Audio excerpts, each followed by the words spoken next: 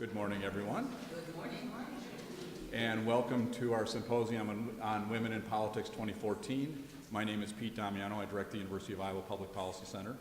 And for those of you who aren't aware, this event grew out of a symposium that we had 3 years ago.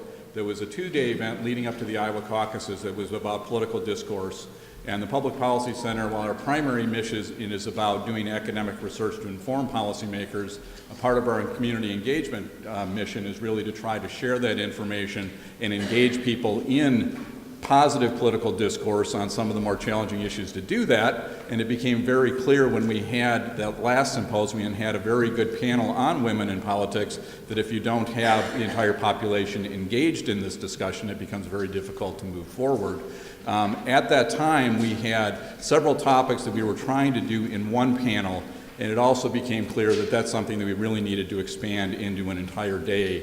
And so that's why we're here today. It's a part of our 25th anniversary events, and we really wanted to give the time to the issues of how do women get into the pipeline to run for office, do they govern differently, where do we go from here, and then the historical perspective. And one of the reasons that's really important is because of the Iowa Women's Archive, and we wanted to use this event to really showcase the fine work that they're doing, and also just as a reminder, because sometimes we forget where have we been, and we're not where we want to be yet, and looking backwards is always very important. And there's a number of historians in here in the room today and archivists who obviously know that much better than I. As we get started, I also want to give a thank you to our many co-sponsors for this event. We've got the Office of the President, and unfortunately President Mason was not able to be here today, but sends her regrets. The Iowa Women's Archive, the UI Department of Political Science, the UI Office of the Vice President for Research, the Carrie Chapman Katz Center for Women in Politics at Iowa State University, and Diane and I frequently talk about that we like the idea of the Regents institutions being able to play well together and not just sort of pejoratively, that we really do think this is something important. The UI College of Liberal Arts and Sciences, the Oberman Center here at the University of Iowa, Department of Sociology, Department of History, the UI Labor Center, the UI Center for Human Rights, UI Gender, Women, and Sexuality Studies, the Digital Studio for the Public Arts and Humanities, and then we have some community in-kind sponsors. We want to thank them for helping get the word on the event, the League of Women Voters of Johnson County, the Iowa City Area Chamber of Commerce, Hills Bank and Trust, 50/50 in 2020, Johnson County Democrats, the Iowa Democratic Party, and then we're going to be having, this event is going to be live streamed all day, and so if there's some people who you might want to be aware who couldn't attend, they can go to the Public Policy Center site at ppc.uiowa.edu and just click on the page for this event, and they can live stream.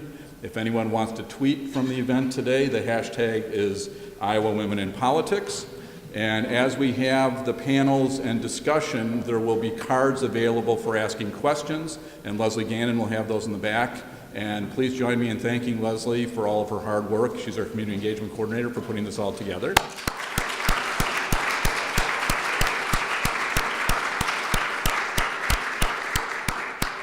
And with that, I'm going to turn it over to Karen Mason, the curator for the Iowa Women's Archive.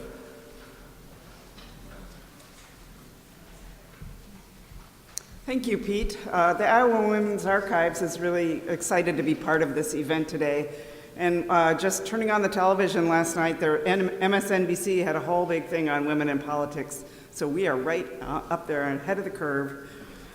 The Iowa Women's Archives was founded almost a little over 2 decades ago by two amazing Iowa women, Louise Noun and Mary Louise Smith.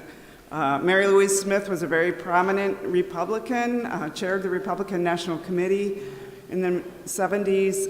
Louise Noun was a staunch Democrat, but their act of bipartisan cooperation made a wonderful repository of resources on the history of Iowa women of all walks of life and in all political persuasions and occupations.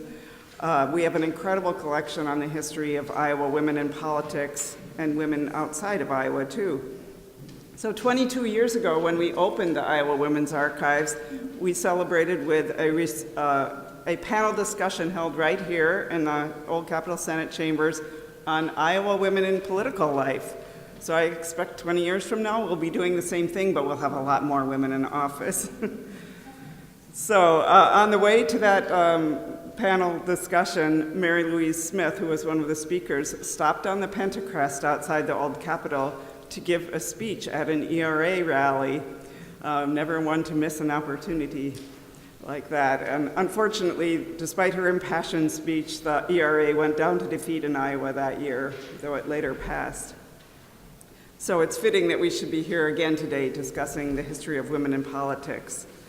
Thank you all for coming, and let me now introduce Hannah Walsh, who is a University of Iowa student from Spirit Lake, who was appointed as a student member of the Board of Regents on November 30th, 2012. She's a junior at the University of Iowa, working toward a degree in political science with minors in communication studies and American Sign Language.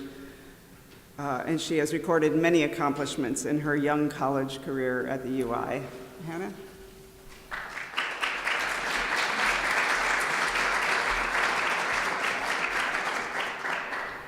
Good morning, everyone. As Karin mentioned, I am Hannah Walsh. Welcome today. I am a junior at the University of Iowa, majoring in political science, minoring in communication studies, and pursuing a certificate in American Sign Language and Deaf Studies.